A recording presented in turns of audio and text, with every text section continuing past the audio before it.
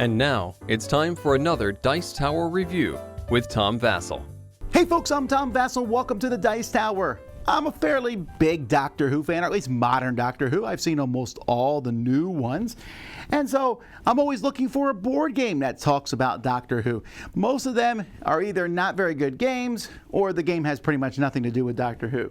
But I had hopes. This is a kind of cool looking box. I know this because it was sitting on this wall for a while. When it was there, that's all people wanted to know about. Key to the TARDIS, a tile game for 2 to 4 players, ages 10 and up. Now here's the thing.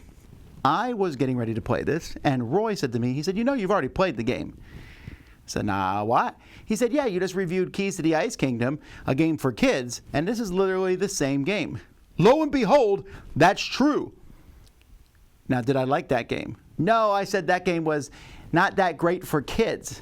I was reviewing it as a kids game, and I said for kids, I didn't think this one was particularly well done.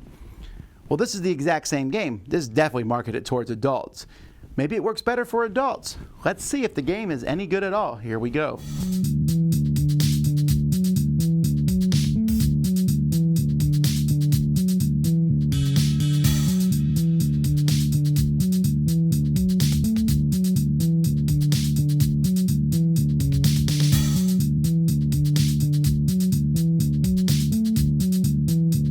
Players are going to randomly build a grid, a 7x7 grid of tiles that are yellow, green, red, and blue with the TARDIS control in the center. You're going to shuffle a deck of cards. Each player is going to get 3 cards. And then you're going to take one of the many different doctors. You can take the best doctor, or you can take a doctor who only showed up very briefly in the series. But either way, you can pick a doctor. Your goal is to get from your side of the board all the way to the other side. And you do that simply by, on your turn, drawing a card, playing a card, and then optionally moving. Now, many of the cards will simply, you're going to play, they have a color key on them. This is yellow. It lets me open a yellow door. I open that yellow door, and I can possibly move into it.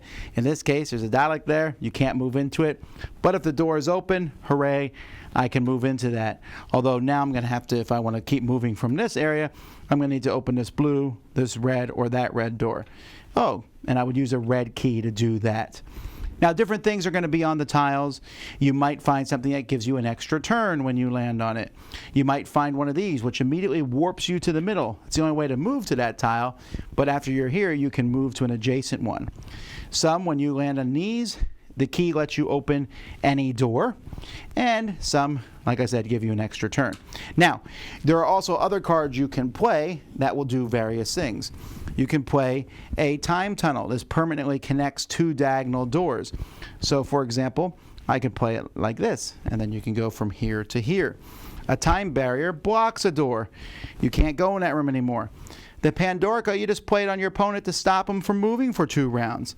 A jam cookie permanently defeats a Dalek. Now anybody can move on that spot.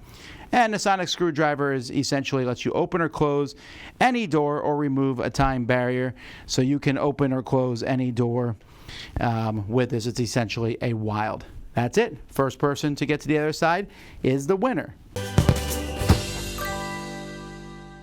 I mean, people are going to like the fact that in the deck itself are all the different characters. I mean, every card is different, at least of the different characters. So you're going to see all different characters and quotes that you have here. This is one of my favorite characters in the series. The cards themselves are really good quality. The tiles are fine, although there's really no way to differentiate between the colors other than, well, the fact that they're colored. And, I mean, even the sonic screwdrivers are all different. So Doctor Who fans may enjoy that part. They give you, I think there's 6 doctors that are included with the game, and they only gave you 4 bases because they hate the people who buy this game. Components are fine, but that's pretty much all I'm going to say good about this.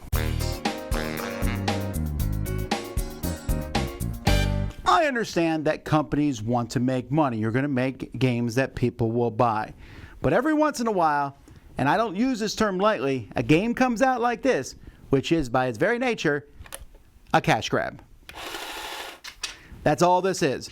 They made this game because people who like Doctor Who will buy it and play this piece of nonsense. I hate this game because of the way they made this. And fie upon the company for making such a thing like this. Because this, I said, wasn't a very good kids game. And here they go for Doctor Who. Now, I know Doctor Who's for families. This isn't a good family. This isn't a good game, just to clarify that. As a kids game, I was more lenient on it. As an adult's game, just nonsensically, you play a color card, you turn a tile over, you can move on it. This is like Candyland for adults, except this has Doctor Who characters. Who cares? You play a card on someone else, make them lose 2 turns. That's a terrible thing. The designer's name's not even in the rule book, probably because it's a shameful thing that they've done here.